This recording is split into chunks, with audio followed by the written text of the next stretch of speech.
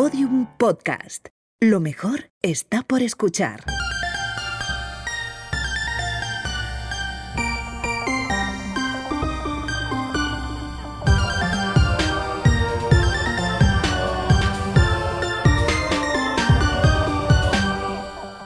Hola Ana. Hola Carmen.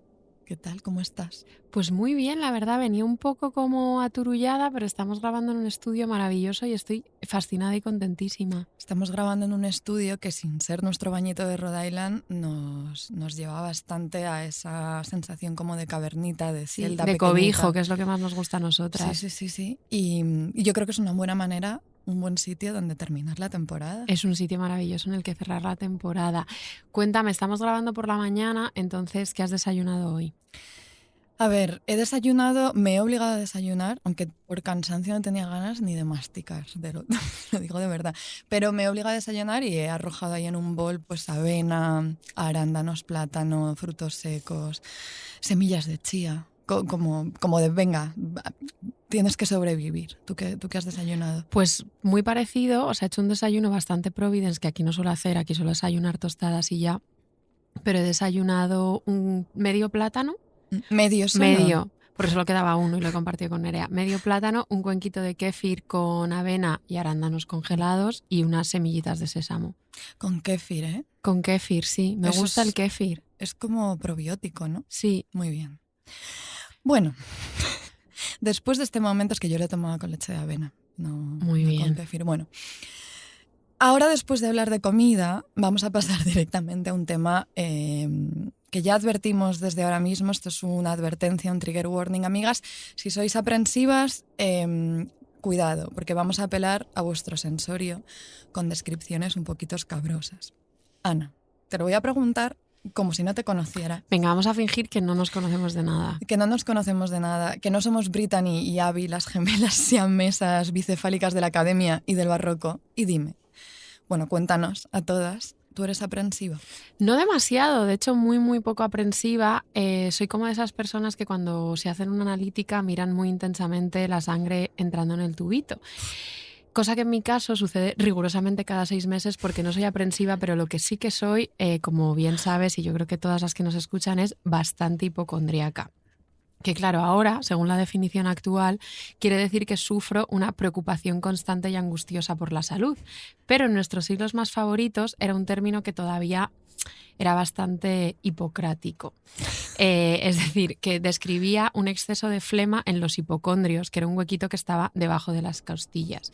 Y he encontrado, buscando y buscando, un tratadito de 1671 de un médico cordobés que se llamaba Tomás de Murillo y Velarde, que se titula Aprobación de ingenios y curación de hipocondríacos con observaciones y remedios muy particulares, que quizás me debería leer. Aunque estoy mejor de la hipocondria, dime que estoy mejor. Estás muchísimo mejor de la hipocondria. Un antes y un después, nada que ver. Aunque verdad. Últimamente con este cansancio ando ahí. Sí, eso es verdad. Últimamente esta semana ha habido mensajes bastante hipocondríacos. Este estudio con estos cascos es que se escucha todo muchísimo, se presta bastante a disparar la hipocondria porque te escuchas casi cada latido, o sea, cada soplo en el corazón. Te sientes viva. Claro, pero siempre como un organismo al borde de que algo pase. Pero bueno, te recomiendo que, no sé si recomendarte que te lo leas, porque claro, tú lo buscaste y yo me tuve que ir corriendo al tratado, porque aunque el significado de hipocondria, como dices entonces, fuera otro, hay algo en mí que cuando leyó ese título, pues espero encontrar verdaderamente algún remedio que pudiera yo utilizar contigo como amiga de hipocondríaca. Y en realidad puede que no andase tan desencaminada, porque dice este señor cordobés que decir hipocondria es tanto como decir melancolía. Y que la melancolía, ataca particularmente a los que se dan mucho a los estudios y ocupaciones de papeles. Es que no hay nada peor que las ocupaciones de papeles. Claro, esto cuadra a la perfección con tu cuadro clínico. Es mi cuadro clínico absoluto. Tal cual, mira, y él te lo explica fenomenal. Y es la razón por causa de la continua y vehemente imaginación que tienen los que se dan mucho a las letras o están ejercitando oficios de papeles que les causa hipocondrias y aflicciones o melancolías y daño en la salud. porque dejando frío el estómago por los muchos espíritus que acuden al cerebro, los requema el demasiado ejercicio de la memoria y la imaginación y causa al estómago indigestiones, y a ellas se siguen los dichosos achaques y sus penosos accidentes. Yo interpreto que sencillamente tienes que parar de requemar espíritus cerebrales con la memoria ya. Pues aquí se acaba todo, lo dejo todo y me dedico a vivir tranquilísima, sin ejercitar la memoria y sin dedicarme a lo que más me gusta en realidad, que es el oficio de los papeles. El oficio de los papeles, no hay remedio. Bueno, ya os habréis imaginado todas que este episodio va a orbitar en torno a incursiones médicas y fantasías anatómicas en nuestros siglos más favoritos. Vamos a empezar por pronunciar un nombre que nos acompañó a nosotras durante un trecho considerable de estos larguísimos doctorados nuestros y que hoy nos acompañará a todas en este episodio. El nombre es Andrés Vesalio. Ha aparecido alguna que otra vez, yo creo. Seguramente. De refilón, pero siempre de refilón. Siempre de refilón. Vamos hoy a profundizar, a que nos acompañe durante todo este episodio. A ver, en realidad la verdad es que todo este tiempo en que nosotras lidiamos con él solíamos llamarlo Andreas Vesalius, porque así firmaba realmente este médico y anatomista nacido en Bruselas a principios del siglo XVI. Pero todos los libros de anatomía que se publican en España en la década de 1550, como por ejemplo un título para vuestra colección. Nombres. Por ejemplo, La historia de la composición del cuerpo humano de Juan Valverde. Ahí lo llaman Andrés Vesalio y entonces así nosotras vamos a llamarlo, nosotras y todas, a partir de hoy. Estoy diciendo esto, pero probablemente se nos escape Vesalius todo el rato. ¿Por qué? Bueno, pero vamos a situarnos. ¿Quién era Andrés? Datos. En 1543, con 28 añitos, que esto es bastante... Es insultante. Muy, muy insultante, publicó su novedoso tratado De Humani Corporis Fabrica, es decir, sobre la estructura del cuerpo humano. En este tratado, pues él te revelaba los malentendidos sobre la anatomía humana que habían derivado de leer a Galeno y a otros doctores de la antigüedad y de la Edad Media, y no de una observación del cuerpo atenta, como de primera mano. Lo verdaderamente novedoso del tratado de este yogurín era que lo presentaba como el resultado de muchas disecciones, y entonces inauguraba así una nueva era. Esto es lo que cuenta la historiografía, inauguraba una nueva era de respeto por la disección y la observación como primera herramienta para comprender el funcionamiento del cuerpo humano. Bueno, luego, después de aparecer este libro, las facultades de medicina europeas se esforzaron en contratar anatomistas ya para instruir a sus estudiantes, en conseguir cadáveres que diseccionar, porque el suministro de cadáveres era una cosa. Y luego ya para mediados del 17 se convirtió en una costumbre muy habitual que cualquier doctor se retratase sosteniendo el libro de la fábrica de Vesalio. Pues de todo esto, amigas, vamos a hablar hoy. Vamos a dejar detrás aventuras galénicas hipocráticas para sumergirnos en las disecciones, en cuerpos desmembrados, pero como siempre nos vamos a ir acercando lentamente hacia los márgenes. O sea, vamos a empezar por Vesalio para ir dejándolo de lado y sumergirnos en lo que más nos gusta a nosotras, que es el convento. Eso es.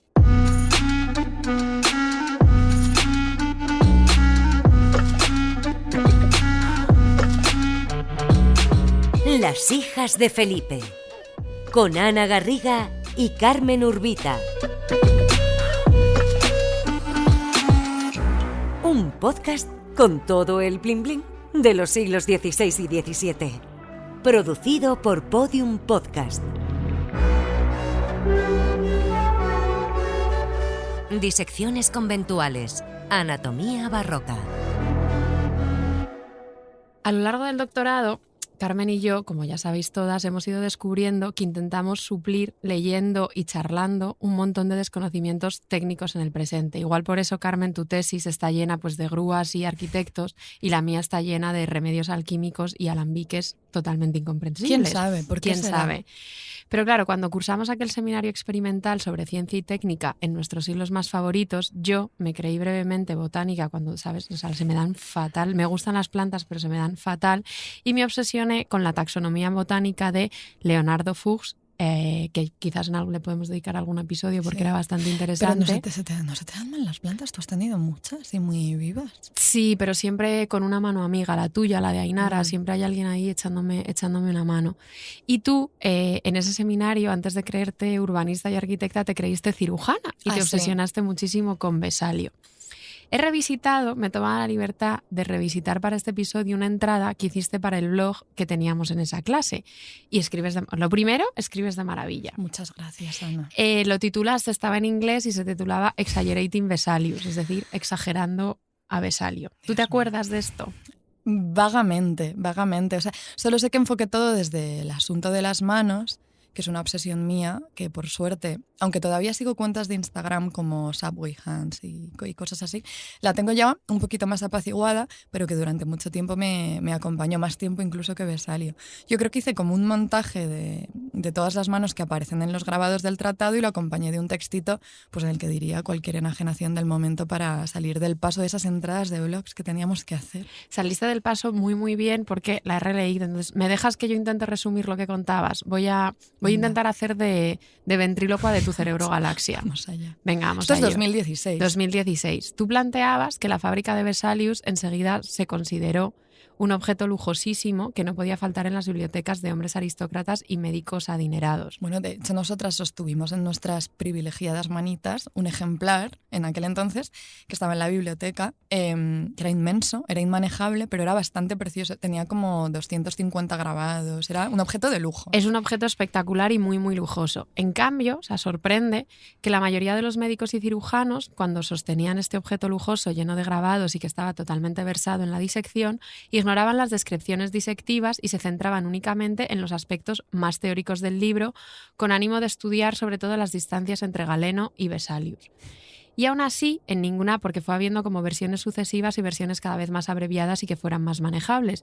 Y en ninguna de estas versiones, ni las más extensas, ni las más breves, desapareció el sinfín de párrafos que explicaban con muchísimo esmero los detalles instrumentales de las disecciones, qué tenías que hacer, cómo tenías que proceder, qué escalpelo tenías que usar. Tras estas indagaciones, Carmen, jovencísima investigadora, siempre dispuesta a indagar en los recovecos más remotos del pasado, se preguntaba por algo que te interesa muchísimo, que son los complejos solapamientos entre la contemplación y el trabajo. Y tú te preguntabas, ¿qué pasa cuando un libro que te da instrucciones para hacer algo práctico, tú no lo utilizas para eso? O sea, ¿dónde se te va la cabeza cuando lo utilizas para una ocupación directamente diferente? O sea, ¿dónde te va la cabeza? ¿Llegaste a alguna conclusión? No, por eso sigo sin resolver esa tesis, evidentemente. Me siento muy mayor, Ana, hace muchísimo tiempo de todo esto, y te diré que siento como mucho más cercano a nuestro presente las travesuras de Úrsula Suárez en 1666 que de aquellas entradas de blog nuestras de 2016. Pero creo que para aquella cosa de, exagerando a Vesalius, partí de su propia exageración, de la propia exageración de Vesalio, porque él, que era joven, pero era astuto, tomaba cositas de Galeno para dar forma a una apología muy hiperbólica del perfecto mecanismo que según él era a la mano, pues con sus tendoncillos flexores, su talento prensil, y todo esto él lo tomaba para justificarte el uso de este órgano, el más perfecto de toda la creación, en la investigación anatómica. O sea, una floritura preciosa para justificar y enaltecer la práctica disectiva en un momento en que se veía pues eso como una faena indigna y ajena a la sabiduría médica de la que debían ocuparse únicamente los barberos y nunca los físicos. Pero Vesalio además supo hacer de este empeño suyo pues por enarbolar el acto manipulativo todo un espectáculo. Esto nos encanta. Aquí, claro, por ese lado nos seduce. Más que por el de la juventud, que no, porque somos más de florecillas tardías, lo del espectáculo nos gusta. Y tú te acordarás, Ana, de la carita enigmática y seductora con la que posa Vesalio en el retrato que abre su tratado. Él sujeta con su propia manita la mano de un cadáver bien abierta y deshecha en venas, epidermis y tendones. Es toda una fantasía el tratado de principio a fin. Es imposible de olvidar ese grabado, no solo por la carita de Vesalio, sino también, Carmen, porque hubo una etapa del doctorado en la que te las ingeniaste para aludir ese grabado en cada exposición, trabajo o paper que escribías. Todo el rato, Carmen llevaba una carpetita, esto es real, con el grabado de la cara de Vesalio y ella lo enseñaba. Yo no sé por qué no lo tengo en mi casa ahora mismo. Habría que regalarte uno para que lo enmarcaras, porque aparte es bastante bonito. Es bien cabezón Vesalio. Es bien cabezón Vesalio, pero guapo, porque tenía 28 años, estaba en la flor de la juventud. Es que claro, es logiquísimo obsesionarse con ese retrato, pero también nos dejó bastante obnubiladas de siempre el frontispicio de la fábrica de Vesalio, donde no se atisba ni un ápice de estatismo, sino solo un agolpamiento acelerado de hombres de todo tipo, monjes, mercaderes, aristócratas, y hay un mono uno o dos monos. Hay monetes ahí, calaveras. Hay monetes, hay calaveras, y todos estos hombres intentan alcanzar con su cuerpo y su mirada el cuerpo femenino abierto que Vesalius, impasible, acaba de abrir para exponer sus interioridades. Es absolutamente un espectáculo de disección, y lo cierto es que logra hacer la disección bastante atractiva. O sea, dan muchas ganas de agarrar el primer cadáver que se te cruce y ponerte a diseccionar. O sea, en ese sentido también fue una estrategia promocional y de legitimación bastante aguda la que logró Vesalio con todos estos grabados. Carmen, ¿tú tuviste que diseccionar algo en el colegio? Tuve que diseccionar en la clase de biología en bachillerato un corazón que juraría era de vaca, como para comprender el funcionamiento de pues, todo ese mecanismo del corazón. Fue bastante desagradable, no lo recomiendo. Para Horroroso. nada. Horroroso. ¿Tú diseccionaste algo? Sí, Me suena recuerdo, algo. tengo dos recuerdos muy nítidos. Yo odiaba biología, de todas las asignaturas era la que más odiaba, y recuerdo con una profesora en el colegio de monjas todavía, hubo dos experiencias. Una era diseccionar unos riñones, no sé de qué, pero ¿Por qué un riñón? el olor era nauseabundo, pero luego también había unos pulmones, no sé de qué animal, que un compañero de clase, Juan Herrero se llamaba, me acuerdo perfectamente, los sopló para ver cómo se inflaban, pero los sopló como sin un plastiquito, ni una boquilla, ni nada. O sea, como que... Y yo recuerdo esa sensación como de él aproximando, y más el olor de los riñones diseccionados. O sea, el colegio de monjas era absolutamente un mecanismo aterrador. ¿Y se llamaba Juan Herrera? Juan Herrero Macías. Juan Herrero Macías, bueno. Si nos está escuchando, si nos hola, Juan. escuchas, esperemos que te hayas recuperado de aquello. En fin. Pero esto que hablamos sobre la teatralidad, es que además tu cerebro CPU, que te acuerdas el Así nombre de esta estoy, hipocondríaca persona. perdida, con la memoria ahí. En fin, esto que hablamos sobre la teatralización y la espectacularización de la disección del cuerpo, pues la exposición súper dramática de sus interioridades, cuesta de entender hoy desde un presente que está muy obsesionado también con la escenificación del cuerpo, pero en realidad limitando la anatomía escenificada a filtro y superficie. O sea, todo lo orgánico y lo interior queda fuera de esa exhibición. Aún así, claro, TikTok, que es ese batiburrillo barroco. Es lo más barroco que hay, TikTok. Ahora no hay mismo, nada más barroco. ahora mismo, si quieres barroco, vete a TikTok, porque es un batiburrillo en el que cabe absolutamente todo. Y ahí he encontrado una esquinita como de estudiantes de medicina que te muestran disecciones reales sin parar, con todo detalle. De nuevo, si sois aprensivas, evitad a toda costa que el algoritmo os lleve ahí. Más prácticas de anatomía patológica. Hola, ¿qué tal? Este es el susodicho que toca hoy. Es en hígado. Cortamos un poquito de aquí como podemos, que hay que perfeccionar la técnica. Nombramos los casetes y pa' dentro la muestra. Esto se cierra y ya tenemos las dos que necesitamos. Se guardan y el próximo día seguimos. Me hace bastante gracia que se refieran al cadáver como el susodicho. Es increíble. Yo recuerdo, mi prima es médico y recuerdo preguntarle, o sea, cómo afrontó la primera disección, y la afrontó como con con esta actitud tan aséptica y risueña de los médicos que a mí me aterra un poco, como sí, pues ha sido genial, lo hemos abierto, y describiéndomelo todo bastante Vesalio. Mi prima Perdón, en pero eso. si sois médicos, sois un poco psicópatas. Sí, seguro que tenemos mucha audiencia en el lado de la medicina, pero bueno. Lo cierto es que el Tratado de Vesalio da pie a una cultura obsesionada, tanto textual como técnicamente, con la disección. A nosotros nos va a interesar más, como imaginaréis, la parte textual que la técnica, entonces por ahí vamos a empezar. Pero uno de nuestros ejemplos favoritos sobre esta obsesión disectiva del siglo XVI-XVII es el testamento que hace Carlos de Sigüenza y Góngora, intimísimo amigo de Sor Juana, jesuita y portador de unas gafitas adorables. O sea, llevaba unas gafitas, bueno, ahora lo buscáis, como redonditas, preciosas. Y muy él, stylish. Muy stylish, Sigüenza y Góngora. En 1700 él pide que lo diseccionen en su testamento, y lo voy a leer. Dice: ítem, por cuanto en la prolija y penosa enfermedad que es de la orina, los médicos y cirujanos que me han asistido no han determinado si es piedra o de la vejiga, y son gravísimos los dolores y tormentos que padezco sin haber tenido ningún alivio. Pobrecito. Deseoso de que los que tuvieren semejante enfermedad puedan conseguir salud, o a lo menos alivio, conociéndose la causa y lo que es, que sin conocimiento ni experiencia no puede conseguirlo ni aplicar medicinas que alcance, Pido que así que fallezca, sea mi cuerpo abierto por cirujanos y médicos, los que quisieren, y se reconozcan el riñón izquierdo y su uretra, la vejiga y su disposición de sustancia y el cuello de ella, donde se encontrará una piedra grandísima que es lo que me ha de quitar la vida, y lo que se especulare se haga público entre los restantes cirujanos y médicos, para que en las curas que otros hicieren tengan principios. Pido por amor a Dios que así sea para bien público y mando a mi heredero que de ninguna manera lo estorbe. Wow. Es avanzadísimo Sigüenza y Góngora, además de stylish, y me encanta cómo va trazando un mapita textual de sus interioridades para que se logre llegar hasta donde él cree que estará esa piedra. Pero es muy curioso como el autoconocimiento que él cree tener de sus propias interioridades, Sí, o sea, como que sí, solo sí. quiere una validación médica post-mortem De lo que él ya sabe. de lo que él ya Que lo conoce. está matando, es fuerte, ¿eh? Es poco habitual además que el ejercicio disectivo, aunque sea textual, se adentre en los recovecos del propio cuerpo, porque tiene mucho de acercamiento morboso a todo lo mistérico que hay en el otro, nunca en uno mismo. Por ejemplo, y nos situamos, ahora estamos en Santo Domingo, primera mitad del siglo XVI.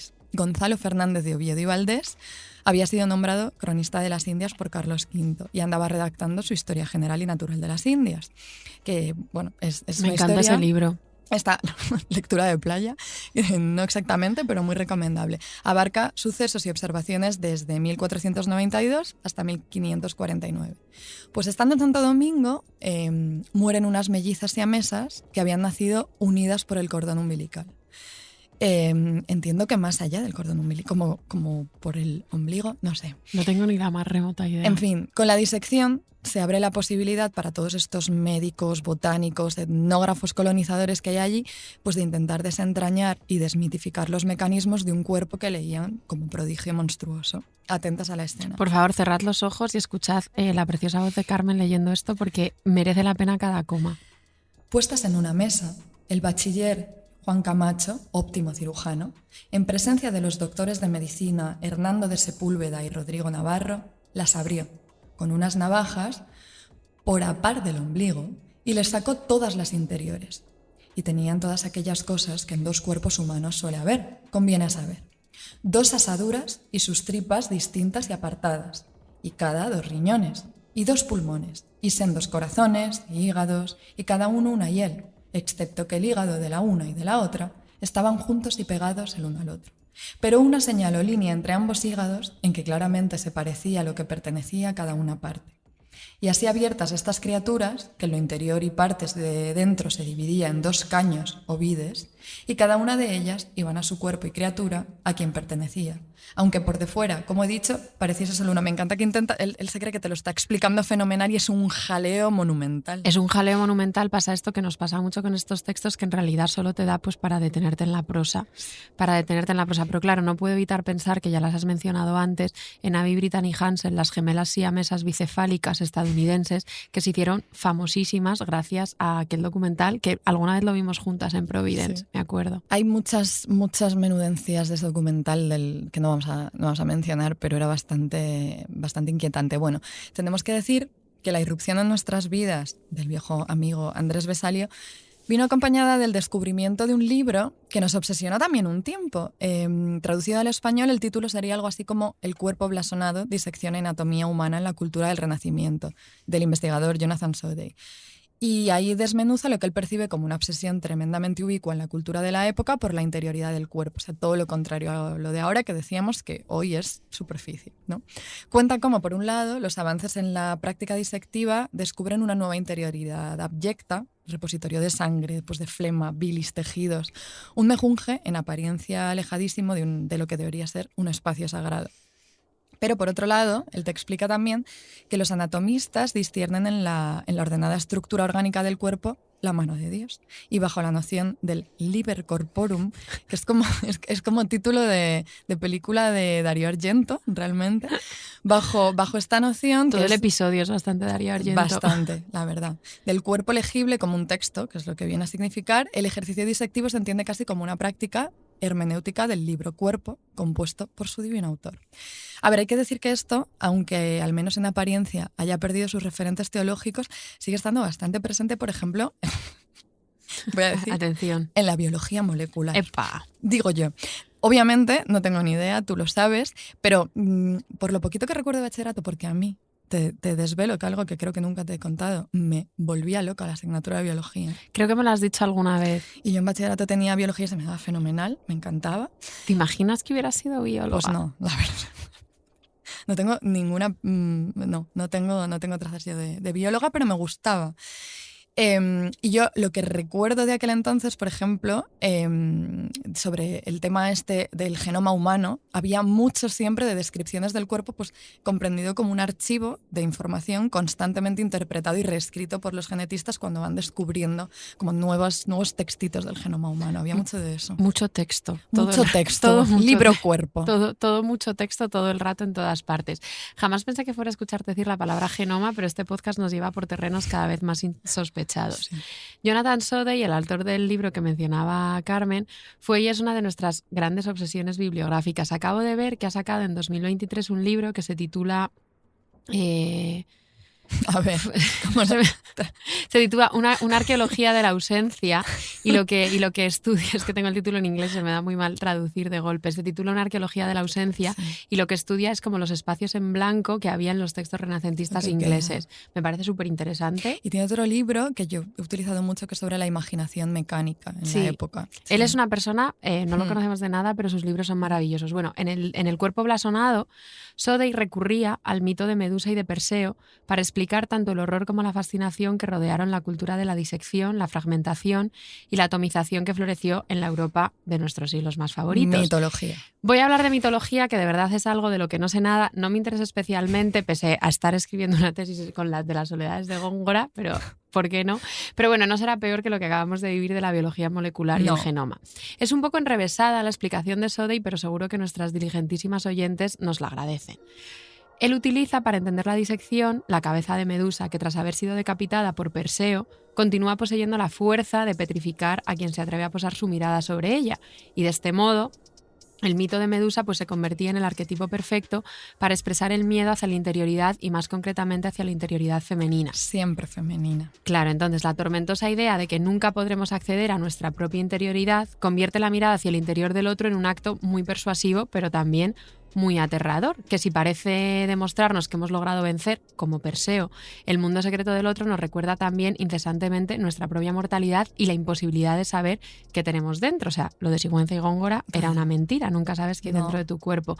Entonces, claro, lo que se plantea es que siempre el interior de alguien más tiene que ser abierto y escrutinado, porque está prohibido, no se puede examinar el interior de uno mismo. Claro, a mí eso me da mucha hipocondria, según lo digo. Vamos a pasar página porque Ana empieza aquí, no sabes dónde puede acabar, se va directo a urgencias. A ver, amigas, a estas alturas del episodio esperamos, porque confiamos muchísimo en vosotras, que ya estéis resoplando de impaciente y de decepción un poquito por ver que todo esto, vale, puede ser fascinante, pero que se están pasando los minutos sin que hayamos mencionado el nombre de una sola mujer.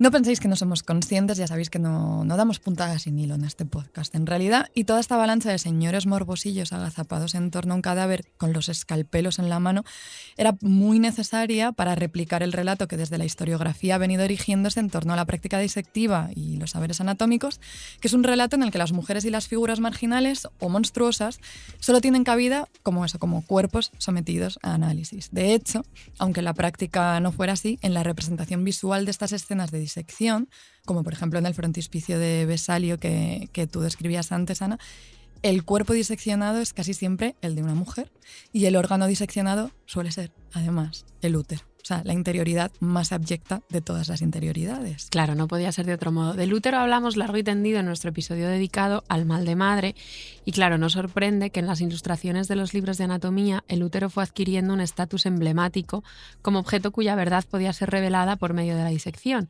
Y de ahí la portada de Vesalio, ese frontispicio como sin ápice de estatismo, donde aparece diseccionando el útero de un cadáver femenino.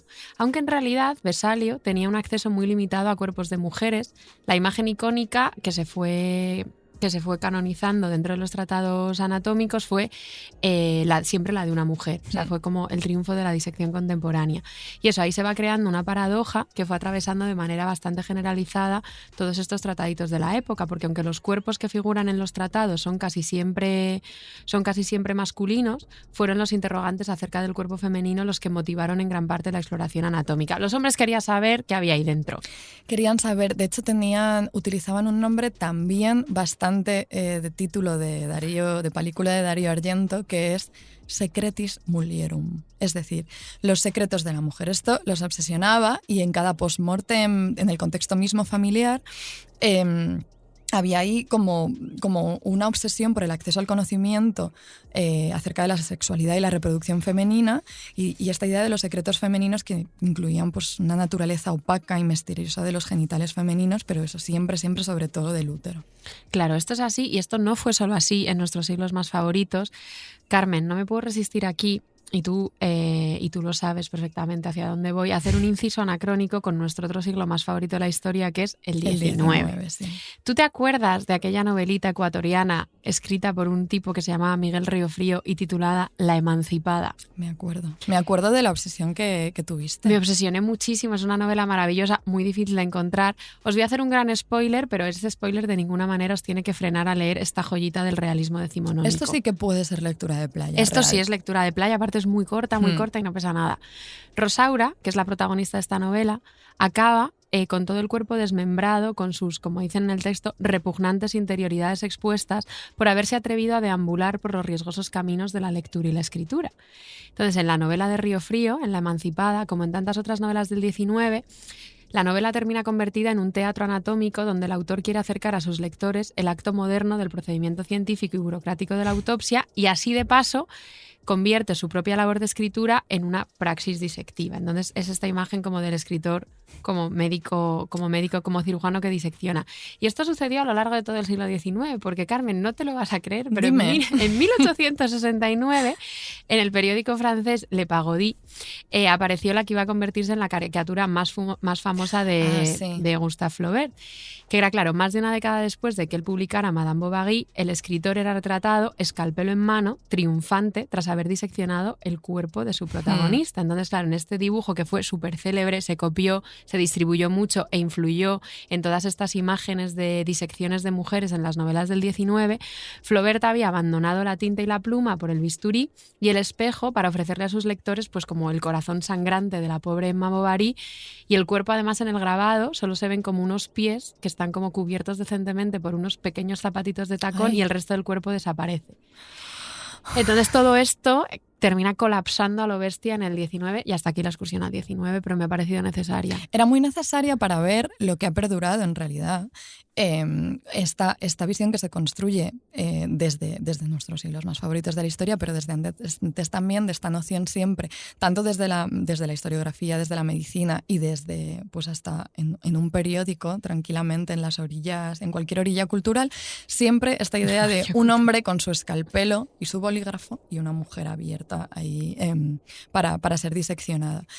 En fin, que os hemos querido guiar por los caminos de esta noción hipermasculinizada de los saberes anatómicos para ahora, por fin, siendo este podcast, como es el cobijo de los rinconcitos olvidados del barroco, volver la mirada hacia los márgenes, que para nosotras es tanto como decir, ya lo hemos dicho antes, hacia el convento. Porque ya sabéis que todo pasaba en los conventos. Absolutamente todo, o sea, todo pasaba fuera, pero absolutamente todo, como en una pequeña como casita de muñecas, estaba pasando también en el convento y a menudo estaba pasando antes y de maneras muchísimo más productivas y originales. En el episodio Desveladas, en el que hablábamos del sueño y los desvelos, dedicamos largo rato a pormenorizar, acompañadas de la insoportable lucidez de Sor Juana, nuestra Jerónima mexicana favorita, la descripción que ella hacía en el primero sueño del calculadísimo mecanismo que regula el cuerpo dormido. Me haría muchísima ilusión pensar que todas tienen un cuadernito con apuntes de esto. Si tenéis un cuadernito con donde vais anotando nombres de monjas, por favor, decídnos lo que nos haría muchísima ilusión. Bueno, en ese trocito en el que Sor Juana logra poetizar procesos corporales de manera muy aséptica, pero a la vez muy preciosa, ella recurría a nociones galénicas del cuerpo, pero luego, como Sor Juana nunca jamás se privó de nada, demuestra que conoce de cerca las técnicas de disección que había popularizado la obra de Vesalio. Entonces ella lo que hace es que se apropia de la vanguardia anatómica y usurpa con su voz poética la mano disectiva de Vesalio. No os vamos a leer el primero sueño porque quizás nos echen de podio. Ya lo hicimos. Pero, y aquí seguimos, pero no vamos a seguir leyendo el primero sueño, aunque este estudio se presta mucho a hacerlo. Sí. Pero bueno, lo cierto es que esto no es solo como una fantasía poética e intelectual de Sor Juana. Lo cierto es que en el retrato famosísimo, en el que ella aparece con esa mirada desafiante, los lomos de los libros que tiene detrás revelan algunos títulos médicos y anatómicos. Sí.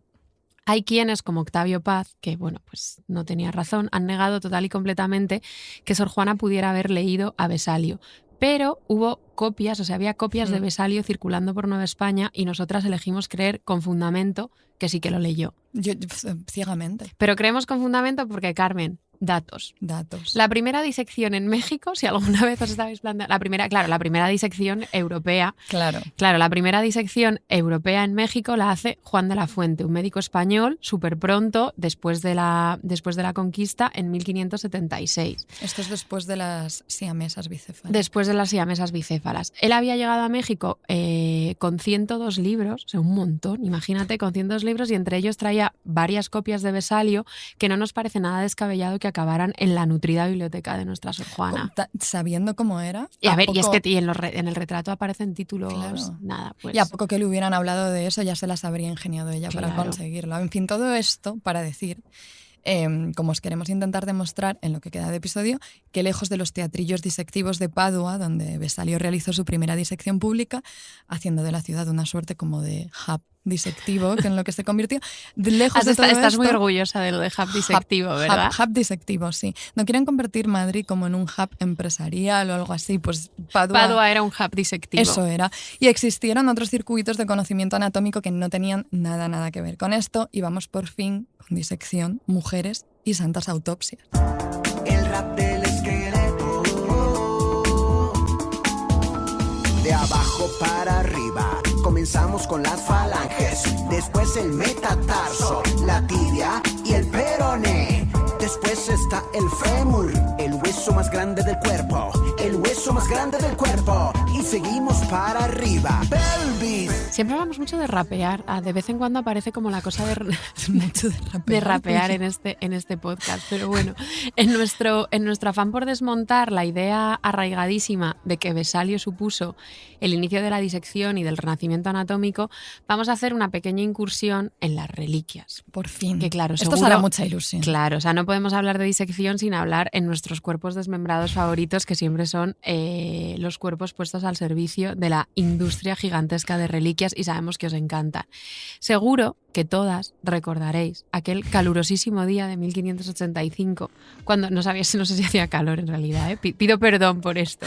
Aquel día de 1585, cuando los padres carmelitas deciden sacar el cuerpo de Santa Teresa de Alba de Tormes y llevarlo a escondidas hasta San José de Ávila. Me acaba de hacer muchísima gracia que te hayas inventado lo de calurosísimo. Es que como que me lo imagino, es una escena que siempre me imagino entre sudores. Sí, a ver, todas estas escenas de disección, al margen de como de lo médico, en realidad tienen mucho de acalorado y de sudoroso. Entonces yo no me puedo, o sea, como que no me puedo imaginar esta escena, seguro que podemos averiguar qué día fue, no me quiero imaginar esta escena como en el frío de Alba de Tormes, sino como en un calurosísimo verano. Porque si no se congela el cuerpo. Vamos a leer una cita que hemos leído más de una vez, pero que es que hasta que no nos la aprendamos todas no vamos a parar.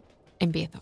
El otro fue que, como se sacó el cuerpo, el padre, fray Gregorio Nacianceno, harto contra su voluntad, porque me decía que era aquel el mayor sacrificio que había hecho a nuestro Señor de sí, por cumplir su obediencia sacó un cuchillo que traía colgado de la cinta para cortar el brazo que había de dejar en el monasterio de Alba, y púsole debajo del brazo izquierdo, aquel de donde faltaba la mano y el que se le mancó a Santa Teresa cuando el demonio la derribó de la escalera. Fue cosa maravillosa que, sin poner fuerza, más que si cortara un melón o un poco de queso fresco, como él decía, partió el brazo por sus coyunturas como si buen rato estuviera mirando para acertarlas, y quedó el cuerpo a una parte y el brazo a otra. Nunca me canso, nunca jamás me cansaré. Porque nunca superaremos lo del brazo como un melón o un poco de queso fresco. Es que esto es insuperable. Lo de las metáforas gastronómicas como guía para imaginar y textualizar la práctica disectiva que se requería, como decías, en la producción de reliquias, es un ejemplo bastante bonito, yo creo, de esta circulación de saberes anatómicos que se daba de espaldas a toda la tratadística de la época, pues en los rinconcitos más inesperados. La florecilla temprana que fue Andrés Vesalio. Aquí además somos de florecillas tardías. Ya lo hemos dicho, lo hemos repetido, siempre florecillas tardías, pero bueno, él desde luego cumplió un papel revolucionario en la reivindicación académica, digamos, de la manipulación del cuerpo como senda epistemológica. Pero antes de que él incluyera en su tratado todo el surtido de instrumentos disectivos necesarios, que además es que tiene uno de los grabados, es precioso, este me encantaba a mí, es una mesa Ya sé cuál es. Es precioso, con todos los instrumentos de disección ahí expuestos como ¿Qué te gusta a ti ofrecidos. una herramienta, verdad? Sin tocar yo una jamás. ¿Te acuerdas cuando tuvimos que desmontar mi cama? Qué sufrimiento. Tuvieron que venir unas chicas como de 2 años a ser capaces de desmontarlo porque nosotras no pudimos. En fin, antes de que Vesalio hiciera todo este inventario instrumental y antes de que redactara las instrucciones más precisas para maniobrar con cada órgano del cuerpo, ya estaba la maquinaria de la producción de reliquias produciendo también un sinfín de saberes anatómicos. Claro, porque tú no te puedes poner a Claro. hacer reliquias sin saber un poquito de anatomía. Claro, y a la vez, a medida que haces las reliquias, aprendes de anatomía, aunque no supieras en principio. Un mecanismo infalible Es el de así. las reliquias. El inventario de reliquias del Escorial, siempre un buen lugar al que recurrir, es un ejemplo bastante escabroso de esto. Hay que tener estómago para leerlo y no os voy a decir que sea precisamente otra vez lectura de playa. Claro, es que estamos ya como con ganas de irnos a la playa y pensando en las lecturas. Esto probablemente no sea lo mejor, pero si podéis vencer la aprensión, yo lo recomiendo. Una cita al azar. Al azar. De este inventario. Y del cuerpo del glorioso San Pastor, el señor obispo tomó con las manos de una pierna y tirando de ella para desasirla del muslo y cuerpo con el cual estaba mediante los nervios y como asida y ajuntada y no pudiéndola desasir, con unas tijeras le ayudaron a cortar por donde estaba asida y ajuntada. Me encanta porque es como circular la cita. Sí, es un poco como que no sabe bien. No, le falta un poco de vocabulario todavía para lo que está sucediendo ahí, que esto tú sabes que es una cosa que me fascina. A ti te encanta. Cómo se construye el vocabulario, todo el léxico de la acción a medida que la estás haciendo. Me gusta mucho esta cita además porque aniquila la fantasía que permea todo tratado anatómico como de la facilidad de desmembrar el cuerpo, como si la anatomía fuera un Lego y no todo un todo completo y dificilísimo de desasir, como comprobó este pobre obispo, que también me lo imagino en un día caluroso, aunque el Claro, es que Escorial... solo te puedes imaginar como churretones de sudor Pero el cayendo Escorial por la es frente. gélido, ¿eh? El Escorial es gélido. Pero bueno, en contra de lo que los historiadores sostienen habitualmente, es decir, que el origen del estudio anatómico, tal y como lo conocemos hoy, está en la disección de criminales ajusticiados en facultades de medicina y que todo esto pasó como a espaldas de la superstición religiosa, existió todo un abanico de prácticas de apertura del cuerpo para su inspección visual que, claro, que precedió por muchos siglos cualquier cuestión de anatomía o disección médica. La inspección de vísceras se daba en un contexto religioso, pero no se daba solo para mutilar cuerpos santos, que en la producción de reliquias de la que estábamos hablando, sino que también para certificar intervención divina por medio de una autopsia. Es decir, te abrían, es como, a mí me ha dejado Cristo una marca en el corazón. ¡Ah, sí! Vamos allá. Vamos a saber. Querían santificar a una monja y era como, no, este trocito de tendón yo diría que tiene forma de Jesucristo. Entonces, claro, como esas tostadas. Claro, como las tostadoras esas con la cara de Jesús. Eso es. Sobre todo este reverso religioso y también femenino del saber anatómico y disectivo, hay un libro estupendo que recomendamos mucho y que ojalá hubiésemos descubierto allá por 2016 cuando Vesalio entró a formar parte de nuestras vidas. El título es algo así como Secretos de las mujeres, género, generación y los orígenes de la disección humana y es de Catherine Park. Catherine Park tiene las gafitas de Sigüenza y Góngora. ¿En serio? Sí, la he buscado porque nunca le había visto Yo la cara. Yo no sé cómo es su cara. Pues la he buscado y ahora mismo en su foto de su departamento, creo que está en Harvard, tiene las gafitas de Sigüenza, muy stylish también. Fíjate. Me encanta ese libro.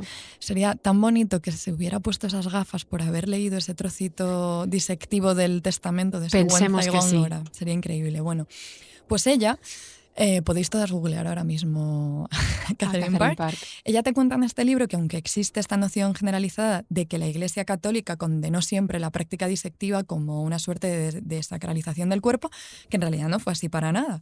Y cuenta que, por ejemplo, Francesco della Rovere... Maravilloso, hacía mucho que no te oía decir cosas en italiano. Francesco della Rovere, antes de convertirse en el Papa Sixto IV, practicó la disección durante sus estudios en Bolonia. Y no fue el único papa, también Cremento, ¿o será Clemente? Sí, claro, Clemente. Cremento. Perdón.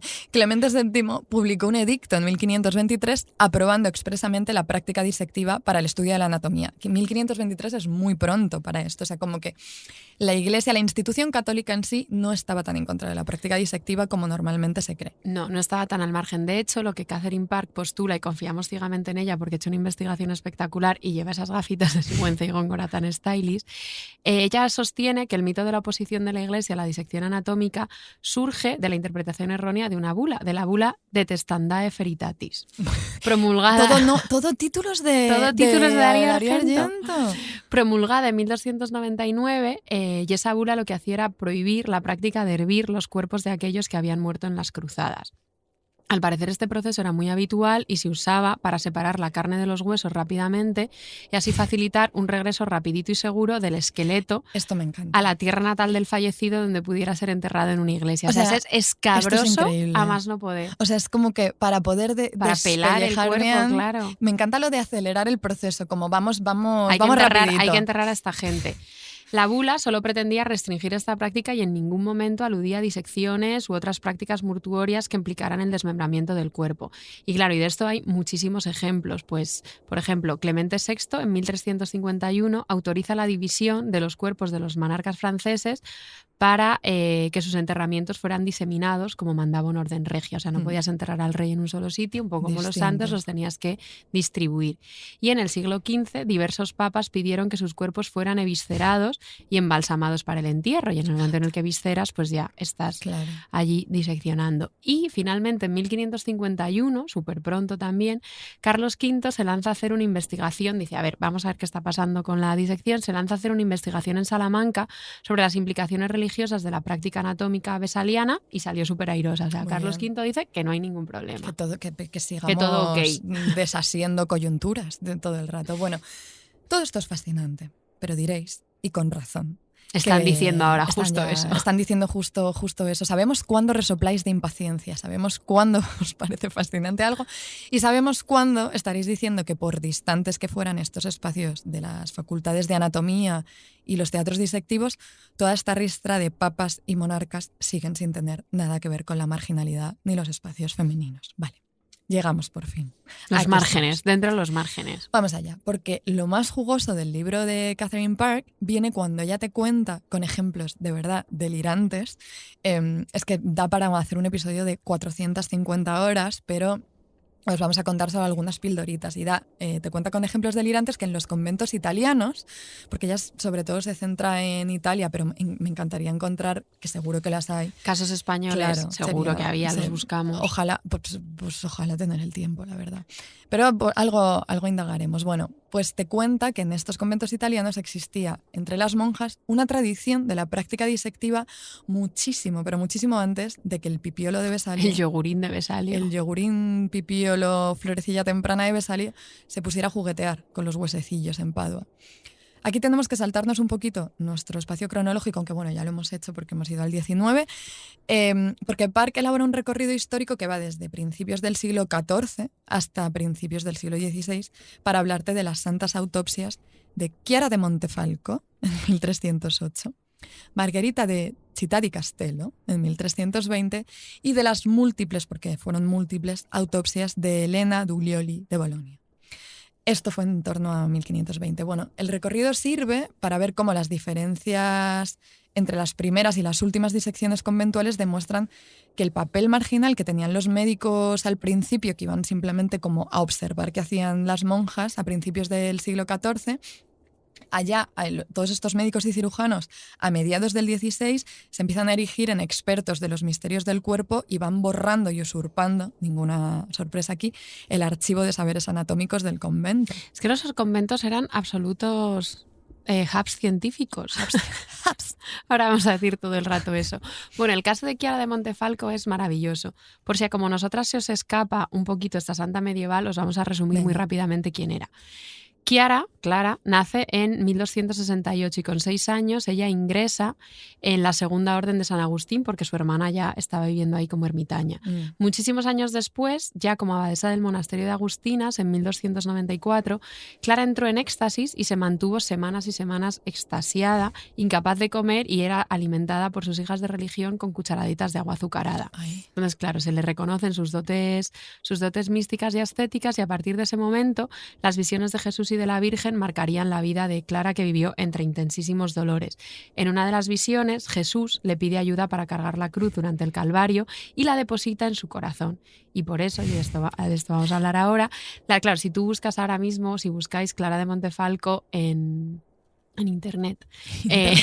O en la Encarta, si buscáis Clara de Montefalco en la Encarta, os encontraréis que es, claro, que todas las representaciones son una delicia iconográfica porque sale con el corazón abierto sobre el hábito y dentro del corazón, muy chiquititas, aparecen representadas todas las Arma Christi.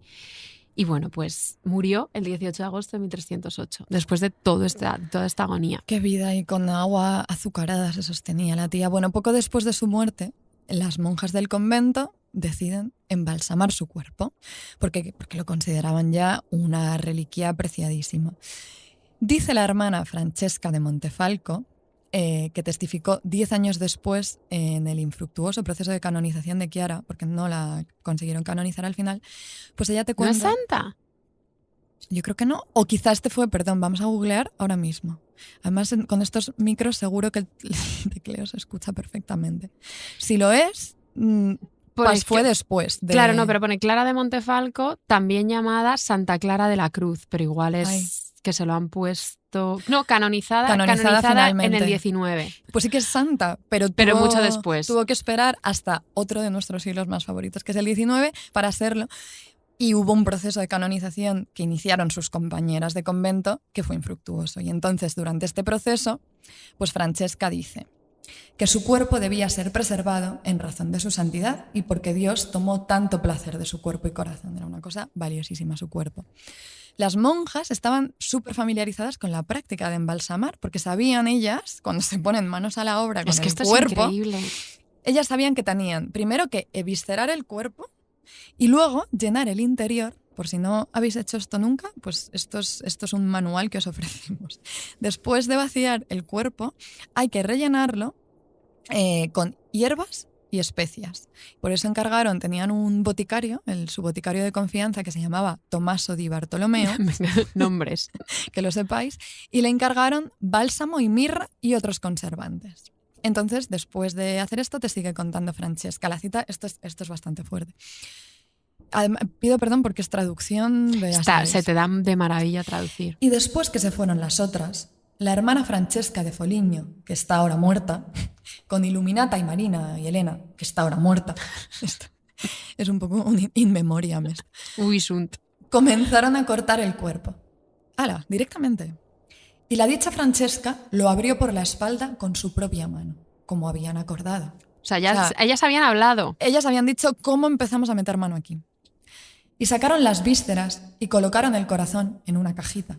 Y enterraron las vísceras en el oratorio aquella noche. Al día siguiente, la dicha Francesca, Margherita, Lucia y Caterina fueron a tomar el corazón que estaba en la cajita. Y la dicha Francesca del Foligno abrió el corazón con su propia mano y al abrirlo encontraron en el corazón una cruz o la imagen de Cristo crucificado. No está claro. No se sabe. Podía ser cualquier cosa, pero claro. Estas monjas, que además están los nombres... O sea, es muy importante cuáles son los ojos de las que están allí y de las que ya pues no están, porque están muertas.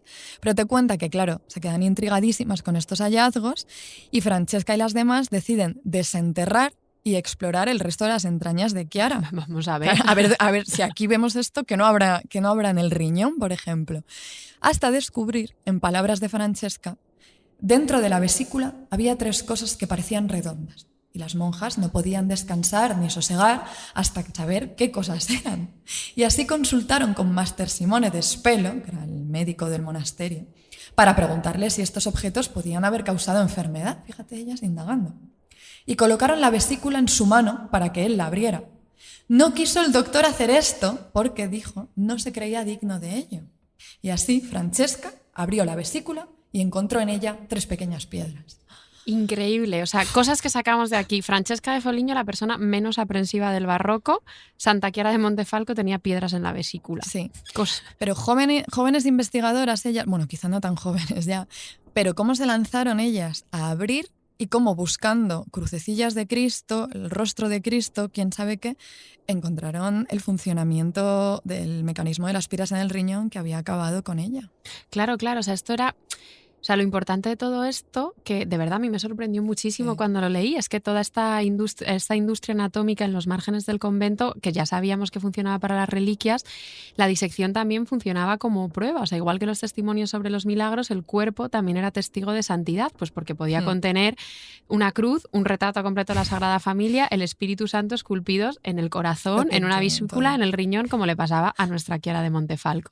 En otro episodio, porque en este no va a suceder, os contaremos la historia que ya has mencionado antes, Carmen, de Elena Duglioli, que era una clarisa aristócrata de Bolonia, que vivió entre 1472 y 1520. Y claro, aquí es lo que comentabas tú antes, que ahora ya los médicos empiezan como a entrometerse dentro de los muros del convento y empiezan a intentar disciplinar y pautar las prácticas disectivas. Entonces, el proceso de santidad de Elena Duglioli se vio truncado por la incapacidad de diferentes autoridades médicas para ponerse de acuerdo sobre la naturaleza de su corazón malformado, aunque hay en otras fuentes que dicen que era como la ausencia del corazón. La someten como... Cuesta un poquito cuesta más de creerlo. Y también tenía lactancia milagrosa. Además de todo eso, tenía lactancia milagrosa, pero claro, a Elena Duglioli la someten a múltiples autopsias, distintas autoridades médicas, y se queda sin ser santa.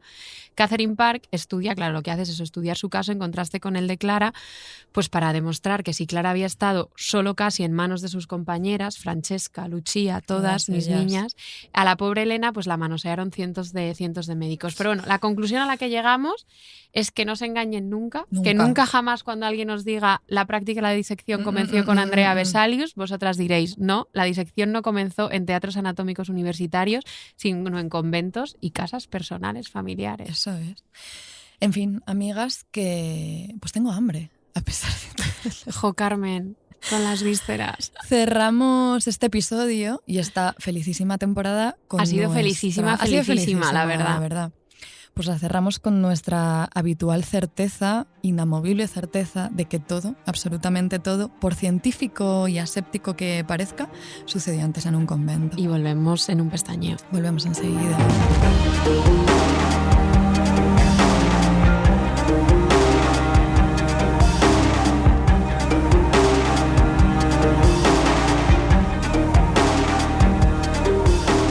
Las hijas de Felipe es un podcast de Podium, escrito y narrado por Ana Garriga y Carmen Urbita. Diseño sonoro, Elizabeth Búa. Jefe del proyecto, Jesús Blanquiño. Producción ejecutiva, Lourdes Moreno Cazalla. Sintonía por Caliza.